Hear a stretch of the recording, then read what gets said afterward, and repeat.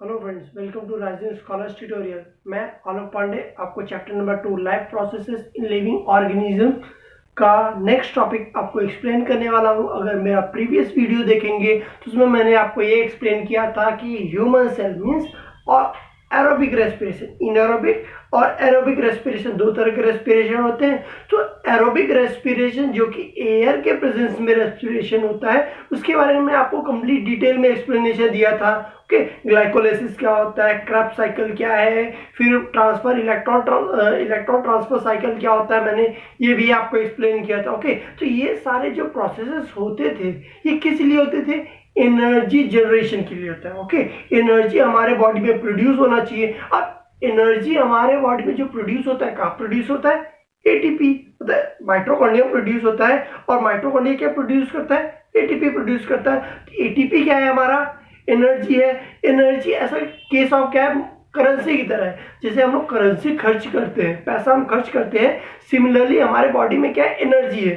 Okay, जितना खाते हैं हमारे बॉडी में एनर्जी डेवलप होता है, और हम एनर्जी हमारे जो बॉडी में डेवलप हुआ है हम लोग उसे यूटिलाइज करके उसे यूज करते हैं। यूज करने के लिए करना मीन्स क्या होता है? फंक्शनिंग परफॉर्म करना हुआ, कोई मूवमेंट हुआ, ये सभी जो है हमारा क्या है? फंक्शंस हो गए। तो एटीपी का स्ट्रक्चर क्या है, कैसे एनर्जी प्रोड्यूस होता है उसके अंदर, हम उसके बारे में डील करने वाले हैं। ओके, उसके बारे में स्टडी करेंगे। एटीपी जो है हमारा फुल फॉर्म क्या है एटीपी का? Adenosine triphosphate. ओके, तो एडिनोसिन ट्राइफॉस्फेट का ये क्या है? स्ट्रक्चर है। जो आपको ये बेसिक स्ट्रक्चर दिख रहा है तो ये है। इसके अंदर तीन कंपोनेंट है। ओके, इसमें नाइट्रोजिनस बेस है। फर्स्ट नाइट्रोजिनस बेस क्या है हमारा? देखिए, एडिनाइन। एडिनाइन क्या रहता है हमारा? एटीपी में रहता है। अब बोलेंगे सर एडिनाइन का क्या है? तो एडिनाइन के बारे में आपने पढ़ा है, मैंने आपको डीएनए के स्ट्रक्चर के बारे में 9th स्टैंडर्ड में अगर पढ़े होंगे तो उसमें आपको पता होगा एडिनाइन होता है, थाइमीन होता है, साइटोसिन होता है, ग्वानिन होता है। ये सारे के सारे क्या है? नाइट्रोजिनस बेस है जो कि डीएनए के स्ट्रक्चर में स्ट्रैंड में पाए जाते हैं। ओके, तो डीएनए स्ट्रैंड में जो एडिनाइन है उसका क्या है? ये मॉलिक्यूलर स्ट्रक्चर है। ओके, एडिनाइन क्या होता है कि राइबोज शुगर से कनेक्टेड है। अब राइबोज शुगर क्या होता है? राइबोज एक तरह का शुगर होता है। ओके, टेट्रोसिस होता है, पेंटोसिस होता है, हेक्सोसिस होता है। मतलब 4 कार्बन के, 3 कार्बन के, 5 कार्बन के, 6 कार्बन के हमारे पास शुगर्स होते हैं। ओके, तो ये क्या है? पेंटोस शुगर है। और ये क्या है? इसी को जो शुगर्स होते हैं उसे किससे नाम से बोला जाता है? राइबोज बोला जाता है। ओके, तो ये हमारा क्या है? Nitrogenous base. ये हमारा क्या है? शुगर। और ये आपको 3 मॉलिक्यूल जो दिख रहा है, पीपी लिखा है। ओके, पीपी में क्या होता है? फॉस्फोरस। ओके, मॉलिक्यूल फॉस्फोरस को पी से डिनोट किया जाता है। और फॉस्फोरस कितने बॉन्ड करता है? टोटल 4 बॉन्ड्स करता है। ओके, एक बॉन्ड क्या है? राइबोज से किया है, और एक बॉन्ड किससे किया है? नेक्स्ट बॉन्ड फॉस्फोरस से किया है। रिमेनिंग 2 बॉन्ड्स ऊपर और नीचे रहते हैं। ओके, तो ये हमारा क्या हो गया? पेंटोस शुगर हो गया। Okay, sorry, ribose, pentose sugar हमारा ये है। और ये हमारा क्या है? पीपी फॉस्फोरस है। इसमें एटीपी में अगर फुल फॉर्म पढ़ेंगे तो आपको क्या था? Adenosine triphosphate. Triphosphate means 3 phosphate. तो देखिए 1 2 3 फॉस्फेट हमारे क्या रहते हैं? एटीपी में रहता है। ओके, एटीपी में 3 फॉस्फोरस रहता है। और एनर्जी जो स्टोर होता है, ये तो हमारा एटीपी हो गया। अब एटीपी में कहाँ पे एनर्जी स्टोर होता है? एनर्जी स्टोर होता है उनके बॉन्ड के बीच में। अगर आप बॉन्ड ब्रेक करेंगे तो उसमें में से क्या होता है? एनर्जी रिलीज होता है। और वही एनर्जी को हम लोग क्या काम करते हैं? यूज करते हैं for a working purpose. Okay, अगर कोई काम करना हुआ तो उसके लिए हम लोग एनर्जी कंज्यूम करते हैं। और एनर्जी किससे होता है? फॉस्फोरस का जो बॉन्ड रहता है उसे ब्रेक करने से हुआ। अगर एक एनर्जी, देखिए अब हमारा जो है ये देखिए, phosphor bond with more energy. Okay, more energy से क्या होता है? एनर्जी क्या होता है अगर देखेंगे, ये हमारा क्या है? मोर एनर्जी है। ये वाला क्या है?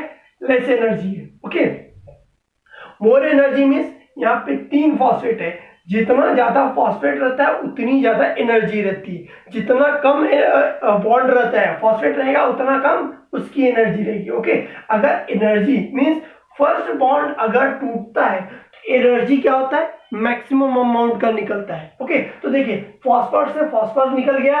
और फॉस्फोरस जो है वो क्या है? वो हमारा इनऑर्गेनिक फॉस्फोरस है। ओके, इनऑर्गेनिक मींस जिस कंपाउंड के अंदर कार्बन कंटेंट नहीं होता हम उसे क्या बोलते हैं, इनऑर्गेनिक बोलते हैं। ऑर्गेनिक किसे बोलते हैं, जिसके अंदर कार्बन कंटेंट आता है। ओके, इसके अंदर कुछ एक्सेप्शंस भी है और कुछ जो कार्बन उनके कंटेंट्स होते हैं जिसमें उसे हम लोग क्या काम करते हैं, एक्सेप्शन उसे छोड़ देते हैं, उसे हम लोग कंसिडर नहीं करते, जैसे कार्बन डाइऑक्साइड हो गया, इसी तरीके से और भी एलिमेंट्स। ओके, तो ये हमारा क्या हो गया, 2 बॉन्ड हो गया। अब इसी जो हमारा देखिए एक बॉन्ड ब्रेक होने के बाद जो मॉलिक्यूल बना है, तो ये भी हमारा एटीपी नहीं है, अब ये क्या हो गया, एडीपी बन गया। ओके, अब बोलेंगे सर एटीपी तो समझ में आता है, अब एडीपी क्या है, एडीपी का मीन्स होता है एडिनोसिन डाइफॉस्फेट। ओके, जब हमारा एटीपी था, ओके, एटीपी, ओके, एटीपी का जब बॉन्ड ब्रेक हुआ तो उसके अंदर से क्या हो गया, फास्फोरस निकल गया। फास्फोरस निकलने के बाद वो क्या बन गया, ATADP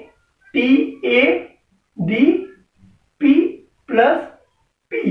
ओके, P हमारा क्या है, इनऑर्गेनिक फास्फोरस है, और ADP क्या है, हमारा एडिनोसिन डाइफॉस्फेट है। ATP से हमारा ADP बन गया। अब पता है ATP में मैक्सिमम अमाउंट है, अगर मैं थोड़ा सा एनर्जी बाहर निकाल दूं, मीन्स हमारा मैक्सिमम अमाउंट का जो फर्स्ट फास्फोरस बॉन्ड था उसे अगर मैं ब्रेक कर दे रहा हूं, एनर्जी तो निकल गया है, तो अब ADP में मतलब ATP के कंपैरिजन में ADP के पास एनर्जी क्या होगा, कम होगा, क्योंकि एक फास्फोरस क्या हो गया, पहले से निकल गया है। अगर एक और बॉन्ड अगर आप ब्रेक करते हैं, ओके, अगर एक और बॉन्ड करेंगे तो ADP से क्या हो जाएगा, AMP हो जाता है। AMP क्या हो जाता है, एडिनोसिन मोनोफॉस्फेट हो जाता है। ओके, और यहां से क्या हो जाएगा, एक फास्फोरस और निकल जाएगा। तो ये हमारे क्या है, फास्फोरस जैसे जैसे निकलते जाते हैं वैसे वैसे क्या होता है, एटीपी का एनर्जी लेवल जो रहता है वो क्या होता है, उसका रिड्यूस होता है। ओके, तो ये हमारा देखिए जैसे बॉन्ड ब्रेक हुआ वैसे एनर्जी क्या हुआ, रिलीज हो गया, और एनर्जी जो रिलीज होता है हमारा बॉडी उसे क्या काम करता है, यूटिलाइज करता है। ओके, तो हमारे यहाँ पे ये टॉपिक खत्म होता है, हम नेक्स्ट टॉपिक की तरफ बढ़ते हैं। तो देखिए फ्रेंड्स, जैसा कि हम लोग ने डिस्कस कर लिया है एटीपी कैसा होता है और एनर्जी एटीपी कैसे जनरेट होता है, कौन से साइकिल होते हैं। ओके, अगर हम ह्यूमन बीइंग क्या काम करते हैं, फास्टिंग व्रत रखते हैं। ओके, जब फास्टिंग रखते हैं इसका मीन्स क्या है, बहुत भूखे हैं, खाना खाए नहीं, मीन्स एक दिन हो गया, जैसे कि आपको पता होगा गांधी जी अनशन पे बैठे थे कई दिनों से, फिर भी वो जिंदा रहे, कैसे, क्योंकि एनर्जी उनके बॉडी में फिर भी थोड़ा था, मीन्स उनके बॉडी में फिर भी एनर्जी था। तो एनर्जी आया कहाँ से, उनके बॉडी में एनर्जी है कैसा, उसके बारे में हम लोग डिस्कस करते हैं। ओके, जैसा कि अगर एनर्जी का हम लोग खाना खाते हैं, क्या क्या मिलता है हमारे पास, प्रोटीन मिलता है, ओके, कार्बोहाइड्रेट मिलता है, लिपिड मिलता है, ये सभी चीज़ें हमारे फूड से मिलते हैं। ओके, कार्बोहाइड्रेट तो हमें क्या देता है, ग्लूकोज देता है, ग्लूकोज से हम लोग ने एनर्जी यूज तो कर लिया है। ओके, एनर्जी बना चुके एटीपी, लेकिन अगर हम भूखे रहते हैं तो हमारे बॉडी में क्या रहता है, प्रोटीन रहता है। प्रोटीन हमारे बॉडी में क्या रहता है, डिपॉजिट रहता है। ओके, प्रोटीन रहता है और लिपिड रहता है, ये सभी चीजें। अगर बोला जाए प्रोटीन, यहाँ पे देखिए कार्बोहाइड्रेट हमारा कंज्यूम, कार्बोहाइड्रेट क्या होता है, कार्बोहाइड्रेट ग्लूकोज में कन्वर्ट होता है और ग्लूकोज को क्या किया जाता है, ब्रेक डाउन करके उसका कंप्लीटली ऑक्सीडाइज किया जाता है। कंप्लीटली अगर ग्लूकोज को ऑक्सीडाइज किया जाता है तो क्या होता है, कौन से स्टेप्स होते हैं, ग्लाइकोलाइसिस। ग्लाइकोलाइसिस में क्या होता है, कार्बोहाइड्रेट जो ग्लूकोज बना रहता है, ग्लूकोज को किस में कन्वर्ट किया जाता है, पायरुविक एसिड में कन्वर्ट किया जाता है। ओके, और पायरुविक एसिड को क्या काम किया जाता है, एसिटाइल कोएंजाइम ए में कन्वर्ट किया जाता है, और एसिटाइल कोएंजाइम ए जो है ये कहाँ पे जाता है, माइटोकॉन्ड्रिया में जाता है, और माइटोकॉन्ड्रिया के अंदर क्या होता है, हमारा क्रैब साइकिल होता है, और क्रैब साइकिल होके फिर उसके बाद etc means electron transfer cycle होता है।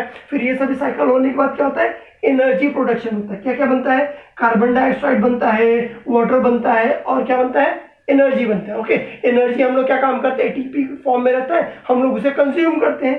तो ये हमारा क्या हो गया, इन जनरल हो गया। ओके, जो अगर हमारा डेली बेसिस पे बोला जाए, डेली रूटीन पे अगर हम लोग फास्टिंग नहीं रखते, फास्ट नहीं रखते तब कंडीशन के लिए है, लेकिन अगर हम लोग फास्ट रखते हैं तो हमारे अंदर जो बॉडी में प्रोटीन रहता है वो प्रोटीन किससे बना हुआ है, अमीनो एसिड। ओके। प्रोटीन का अगर आप ब्रेक डाउन किया जाए तो प्रोटीन जो है स्मॉलर कंपोनेंट, जैसे कि आपको पता है हमारा बॉडी किससे बना है, एक सेल से बना हुआ है, ओके। इसीलिए जो इसी तरीके से प्रोटीन जो है बहुत बड़ा सा चेन है, और वो किससे बना हुआ है, अमीनो एसिड से बना हुआ है। देखिए अमीनो एसिड, ओके। एसिड क्या होता है, अमीनो एसिड माइटोकॉन्ड्रिया के अंदर जाके वो कन्वर्ट हो जाता है, अपने आप को कन्वर्ट किस में कन्वर्ट कर देता है, एसिटाइल कोएंजाइम ए में। जब एसिटाइल कोएंजाइम ए में कन्वर्ट हो गया तो उसके बाद क्या क्रेब्स साइकिल हो गया, फिर energy production, electron transfer cycle हुआ, ये तो कॉमन स्टेप हो जाता है, ओके। तो ये किसके लिए है, प्रोटीन के लिए। मीन्स हमारे बॉडी में जो प्रोटीन डिपॉजिट रहता है हमारा बॉडी उसे कंज्यूम करता है, उसे इस्तेमाल करता है। जो हमारे अंदर फैट रहता है, लिपिड जो रहता है, उसको भी इसी तरह से कंज्यूम किया जाता है। तो देखिए लिपिड जो रहता है वो क्या रहता है, फैटी एसिड, ओके। हमारे बॉडी में क्या रहता है, फैट रहता है, चर्बी रहती है, ओके। जब हम लोग खाना खाते हैं तो जो एनर्जी यूज नहीं हो पाती है तो वो हमारे बॉडी में क्या होती है, डिपॉजिट हो जाती है। अगर वो एनर्जी डिपॉजिट है तो बाद में उसे हम लोग फिर से यूज कर सकते हैं। तो जब हम लोग फास्टिंग रखते हैं उस समय पे हमारा जो फैटी एसिड रहता है, ओके, तो लिपिड फैटी एसिड में कन्वर्ट हो जाता है, और फैटी एसिड किसमें कन्वर्ट हो जाता है, एसिटाइल कोएंजाइम ए। और एसिटाइल कोएंजाइम ए के बाद क्या हो जाता है, उसको क्रेब्स साइकिल होता है, फिर से एनर्जी प्रोडक्शन हो जाता है। तो ये क्या है प्रोसेस। अगर हम लोग रूटीन, डेली रूटीन बेसिस पे अगर एनर्जी रहे या फिर अगर फास्टिंग रहे तब पे भी हमारे बॉडी में क्या रहता है, एनर्जी रहता है। अगर एक दिन या 2 दिन अगर हम लोग खाना ना खाए तब भी हमारे बॉडी में इतनी एनर्जी रहती है कि हम लोग थोड़ा बहुत काम कर सकते हैं, ओके। मम्मी लोगों को देखोगे तो हमारे मदर्स लोग हैं, बहुत सारे काम करते रहते हैं, व्रत रहते हैं, फिर भी वो बहुत सारे काम कर लेते हैं। क्यों, क्योंकि इसी तरीके से, क्योंकि हमारे बॉडी में जो एनर्जी डिपॉजिट फॉर्म में है उसे हमारा बॉडी क्या काम करता है, यूटिलाइज कर लेता है। अभी हम लोग साइंटिस्ट के बारे में स्टडी करते हैं तो साइंटिस्ट 3 साइंटिस्ट थे, ओके। जो मैं किसके बारे में बात कर रहा हूँ, ग्लाइकोलाइसिस। ग्लाइकोलाइसिस मीन्स ग्लूकोज को ब्रेक डाउन करने के लिए, ओके। पायरुविक एसिड की बात नहीं कर रहा हूँ। तो ग्लूकोज जो रहता है उसे क्या काम किया जाता है, ब्रेक डाउन करने के लिए। जो इसके बारे में डिटेल कैसा ग्लाइकोलाइसिस होता है, कौन सा स्टेप होता है, ये सारे के बारे में, सभी चीजों के बारे में इंफॉर्मेशन किसने दिया, 3 साइंटिस्ट ने दिया, ओके। 3 साइंटिस्ट कौन थे, गुस्टाव एम्बेडेड, ओटो मेलहॉफ, जैकोबी पैरसन, ओके। ये तीनों ने क्या काम किया, तीनों ने मिलके रिसर्च किया, ओके। और रिसर्च करके ये बताया कि हमारी बॉडी में ह्यूमन बीइंग एरोबिक अगर ऑक्सीजन के प्रेजेंस में कैसे ग्लूकोज का ब्रेक डाउन होता है, ग्लाइकोलाइसिस होता है। Glyco means glucose, lysis means break down. Glucose का किस तरह से ब्रेक डाउन, ऑक्सीडेशन होता है, उन्होंने एक्सप्लेन किया था, ओके। और इसका एक और नाम के बेसिस में जाता है, जैसे कि इनका सरनेम दिख रहे हैं, यहाँ पे सरनेम किससे है, ई। ऑटो का क्या है, एम से स्टार्ट हो रहा है सरनेम, ओके। पैरसन का देखिए किससे स्टार्ट हो रहा है, पी से। देखिए क्या हो गया, ईएमपी पाथवे। ये भी इसका क्या है ना, एक तरह का ग्लाइकोलाइसिस का नाम है।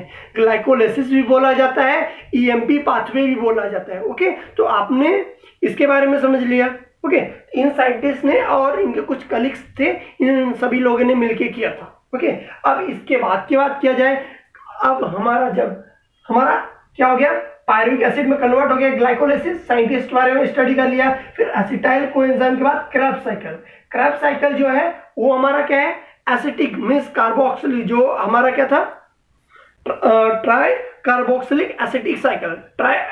कार्बोक्सिलिक एसिटिक साइकिल को ही क्या बोला जाता है, क्रेब्स साइकिल बोला जाता है। क्यों क्रेब्स साइकिल बोला जाता है, क्योंकि साइंटिस्ट जिसने इसे डिस्कवर किया है उनका क्या नाम था, हैंस क्रेब था, ओके।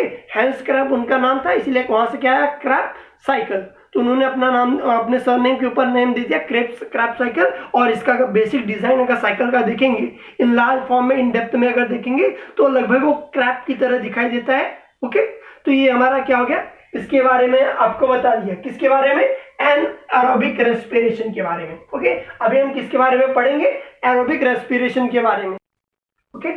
जैसा कि मैंने बोला, ये किस टाइप के एनारोबिक रेस्पिरेशन किस टाइप के ऑर्गेनिज्म करते हैं, माइक्रो ऑर्गेनिज्म मीन्स बहुत जो छोटे साइज के होते हैं वो सभी, जैसे कि अल्कोहल बनाने के लिए यूज किया जाता है, ऐसे बहुत सारे प्रोसेसेस में यूज किया जाता है एनारोबिक बैक्टीरिया, ओके। तो वो क्या काम करते हैं, हर ह्यूमन बीइंग, या ह्यूमन बीइंग की बात नहीं कर रहा हूँ, सिर्फ एनिमल्स, कुछ कुछ ऐसे एनिमल्स होते हैं कि जो कि ऑक्सीजन के प्रेजेंस में भी करते हैं ऑक्सीजन पर अपने अंदर एनर्जी प्रोडक्शन करते हैं, और कोई कोई क्या काम करते हैं, ऑक्सीजन के एब्सेंस में सर्वाइव करते हैं। ऑक्सीजन उनके लिए क्या रहता है, हार्मफुल रहता है, इसीलिए जहाँ पे ऑक्सीजन प्रेजेंट नहीं रहता है वहां पे वो रहते हैं। ओके, तो वहां पे किस तरीके से एनर्जी मीन्स, अगर उसी चीज ऑर्गेनिज्म को क्या बोला जाता है, anaerobic means absence of oxygen अगर रेस्पिरेशन परफॉर्म किया जा रहा है। ओके, तो अगर एब्सेंस ऑफ ऑक्सीजन अगर एनर्जी का प्रोडक्शन कर रहे हैं तो उसे हम लोग किसे बोलते हैं, एनएरोबिक रेस्पिरेशन जिसमें ऑक्सीजन इन्वॉल्व नहीं है। ओके, तो माइक्रो ऑर्गेनिज्म करते हैं। तो देखिए ग्लूकोज, क्योंकि ह्यूमन बीइंग के अंदर या एनिमल, कोई भी माइक्रो ऑर्गेनिज्म बोला जाए, हर human being, animal, micro organism सब के सब क्या काम करते हैं, ग्लूकोज को ही कंज्यूम करते हैं, कार्बोहाइड्रेट को ही कंज्यूम करते हैं। तो ग्लूकोज को क्या काम किया जाता है, ग्लाइकोलाइसिस एक कॉमन प्रोसेस होता है जो कि हर ऑर्गेनिज्म में एरोबिक एनारोबिक दोनों रेस्पिरेशन में परफॉर्म किया जाता है। ओके, एरोबिक रहे या एनारोबिक रहे, इन दोनों प्रोसेस में ग्लाइकोलाइसिस कॉमन स्टेप रहता है, क्योंकि इसमें कार्बन डाइऑक्साइड का क्या रहता है, मतलब ऑक्सीजन का इन्वॉल्व नहीं रहता है, इसमें ऑक्सीजन के साथ रिएक्शन नहीं परफॉर्म होता है ग्लाइकोलाइसिस के अंदर। ओके, तो इसके अंदर क्या होता है, जब ग्लाइकोलाइसिस, ग्लूकोज का ग्लाइकोलाइसिस किया जाता है तो किसमें कन्वर्ट हो जाता है, पायरुविक एसिड। ओके, तो यहाँ पे देखिए 3 जगह पे लिख दिया गया है, मीन्स अलग अलग स्टेजेस में बताया जा रहा है। तो मैं क्या काम कर रहा हूँ, पहले सेंटर वन लेता हूँ। ओके, तो अगर सेंटर वन ले रहा हूँ तो क्या हो जाता है, ग्लूकोज को ग्लाइकोलाइसिस जब किया गया मीन्स उसको ऑक्सीडाइज किया तो उसको क्या क्या बन गया, वो पायरुविक एसिड हो गया। ओके, पायरुविक एसिड को क्या काम किया गया, फर्मेंटेशन किया गया। ओके, अब फर्मेंटेशन आप पूछेंगे सर फर्मेंटेशन क्या होता है, तो फर्मेंटेशन एक ऐसा प्रोसेस है, अगर कोई एंजाइमेटिक एक्शन, ओके, अगर कोई एंजाइम जो रहता है, ओके, तो एंजाइम क्या होता है, जो केमिकल रिएक्शन में परफॉर्मेंस यूज होता है, उसके वजह से अगर कोई ऑक्सीडाइज हो रहा है, ओके, तो कोई चीज अगर ब्रेक डाउन हो रहा है किसकी वजह से, एंजाइम की वजह से, तो उसे हम लोग क्या बोलते हैं, फर्मेंटेशन। जैसे कि आपको पता है दूध का दही बन जाता है, तो ये कौन सा प्रोसेस हो गया, फर्मेंटेशन प्रोसेस हो गया। अचार जो बनता है आपको पता है, अचार आम का अचार जैसे बनता है। ओके, तो ये सभी चीजों में क्या होता है, फर्मेंटेशन प्रोसेस होता है। ओके, तो पायरुविक एसिड जो रहता है उसको क्या होगा, जो ऑर्गेनिज्म, माइक्रो ऑर्गेनिज्म रहेंगे वो उसे फर्मेंटेशन करेंगे और उसे क्या काम करेंगे, डिफरेंट प्रोडक्ट्स में कन्वर्ट करते हैं। विटामिन हो गया, मिनरल्स हो गए, ऐसे चीजों में विटामिन जो रहते हैं उसमें सभी चीजों में क्या होता है, इसे कन्वर्ट किया जाता है। ओके, विटामिन बोला, विनेगर बोला, देखिए यहाँ पे क्या है, विनेगर है। ओके, विनेगर हो गया, विटामिन हो गया, इसी तरह से अलग अलग चीजें क्या होता है, कन्वर्ट होता है, बनाया जाता है। तो ह्यूमन बीइंग में एनारोबिक रेस्पिरेशन नहीं होता, इसकी वजह से क्या होता है, इसके ह्यूमन बीइंग के अंदर विटामिन नहीं मिलते हैं, मीन्स विटामिन नहीं बनते हैं ह्यूमन बॉडी में। इसीलिए हम लोग क्या काम करते हैं, उसे बाहर से माइक्रो ऑर्गेनिज्म को कंज्यूम करते हैं, उसके जरिए हमारे बॉडी में क्या होता है, विटामिन आ जाते हैं, तो हमारा बॉडी फंक्शनिंग प्रॉपरली करता है। ओके, अब देखिए ये तो हमारा नॉर्मल बेसिस पे हो गया कि मतलब ओके माइक्रो ऑर्गेनिज्म में जैसे हो गया। अब सेकेंड इस बात में आते हैं, तो ग्लाइकोलाइसिस जो पायरुविक एसिड किया जाता है, ओके, पायरुविक एसिड को अगर फर्मेंटेशन किया जाए तो अल्कोहल में कन्वर्ट होता है। ये किसकी वजह से होता है, एग्जांपल ईस्ट लिया गया है। तो देखिए जैसे कि जो बियर कंपनीज रहते हैं, जो वाइन, विस्की, ये सभी चीजें बनाते हैं, उन लोग क्या काम करते हैं, ईस्ट के अलग अलग वैरायटी यूज करते हैं। ओके, जैसे कि ह्यूमन अलग अलग स्पीसीज होते हैं, वैसे ही ईस्ट के भी अलग अलग स्पीसीज, प्रजाति होती हैं, उनका क्या काम किया जाता है, एनारोबिक जो फ्रूट जूसेस रहता है उसके अंदर डाल दिया जाता है, in the absence of oxygen में उसका क्या होता है, फर्मेंटेशन होता है। तो फर्मेंटेशन, ग्लाइकोलाइसिस तो कॉमन प्रोसेस उनके बॉडी के अंदर भी होता है, माइक्रो ऑर्गेनिज्म के अंदर भी ग्लाइकोलाइसिस ही होता है। ओके, ग्लाइकोलाइसिस होने के बाद उसका फर्मेंटेशन परफॉर्म करते हैं उस माइक्रो ऑर्गेनिज्म। जैसे कि मैंने आपको बताया कि जैसे कि अचार बनाने में यूज होता है, दही बनाने में होता है, उसी तरीके से इसके अंदर भी क्या होता है, फर्मेंटेशन परफॉर्म होता है, और फर्मेंटेशन की वजह से क्या होता है, अल्कोहल बनता है। ओके, ये बीवरेजेस है जो कि अल्कोहलिक बीवरेजेस बनाए जाते हैं ईस्ट के जरिए। तो ये क्या हो गया, एक तरह का प्रोसेस हो गया जिसकी वजह से ग्लूकोज का ब्रेक डाउन हुआ ईस्ट के अंदर। ओके, तो ये एनारोबिक रेस्पिरेशन के अंदर इसे भी इंक्लूड किया जाएगा, क्योंकि ये क्या हो रहा है, एब्सेंस ऑफ ऑक्सीजन के अंदर परफॉर्म किया जा रहा है, क्योंकि इसके अंदर बॉडी में क्या हो जा रहा है, एंजाइमेटिक एक्शन हो रहा है। एंजाइम जो रहता है केमिकल रिएक्शन में परफॉर्म किया जाता है, जो कि क्या काम करता है, ब्रेक डाउन, केमिकल रिएक्शन में हेल्प करता है। ओके, फास्ट हो जाता है केमिकल रिएक्शन। ओके, तो देखिए अब ग्लाइकोलाइसिस अगर बात किया जाए ह्यूमन बॉडी के अंदर भी होता है। ओके अब बोलेंगे sir anaerobic respiration human body में कैसे होता है। अगर आप देखिए जिम में अगर जाते हैं या फिर आपने कभी एक्सरसाइज नहीं किया है, आप सडन एक्सरसाइज करो, ओके, तो आपके बॉडी में क्या होता है, विगरसली बहुत ज्यादा ही पेन होता है। ओके तो पेन क्यों होता है, क्योंकि आपने जब ऑक्सीजन जब लेते रहते, एक्सरसाइज कम लेते, मतलब जब एक्सरसाइज करते रहते हैं तो हमारे बॉडी में ऑक्सीजन का कंजम्पशन, हमारे बॉडी क्या काम करता है, ऑक्सीजन सारा यूज कर लेता है, तो हमारे बॉडी में ऑक्सीजन कम पड़ जाता है। जब ऑक्सीजन कम हो जाता है तब उस समय पे हमारे मसल्स में, ह्यूमन मसल्स के अंदर हो जाए, एरिथ्रोसाइट्स में बोला जाए, एक सेल है उसके अंदर भी बोला जाए, जो सेल के अंदर ही पाया जाता है, तो उसके अंदर ये परफॉर्म होता है फर्मेंटेशन। ओके तो पायरुविक एसिड को फर्मेंटेशन परफॉर्म एंजाइम की मदद से क्या काम किया जाता है, लैक्टिक एसिड में कन्वर्ट हो जाता है। पायरुविक एसिड किस में कन्वर्ट हो जाता है, लैक्टिक एसिड में कन्वर्ट हो जाता है, और ये सभी किसकी वजह जाता है, मसल सेल की वजह से हो जाता है और एरिथ्रोसाइट्स की वजह से होता है। लैक्टिक एसिड क्या है, इसी की वजह से हमारे मसल्स में क्या होता है, पेन होता है जब हम लोग कोई अचानक बहुत ज्यादा मेहनत करते हैं उसके वजह से। लेकिन एनारोबिक रेस्पिरेशन, एरोबिक रेस्पिरेशन की वजह से लेस इफिशियंसी है। लेस इफिशियंसी का मतलब क्या है कि अगर बोला जाए anaerobic respiration, absence of oxygen में अगर बोला जाए तो एनर्जी बहुत कम प्रोड्यूस करते हैं, और वही एरोबिक रेस्पिरेशन में प्रेजेंस ऑफ ऑक्सीजन में बहुत ज्यादा एनर्जी क्या होता है, बनाया जाता है। ओके तो ये कॉमन डिफरेंसेस हो गया। आज का वीडियो यहीं पे खत्म होता है। प्लीज इस वीडियो को लाइक करें, शेयर करें, सब्सक्राइब करें। Thank you.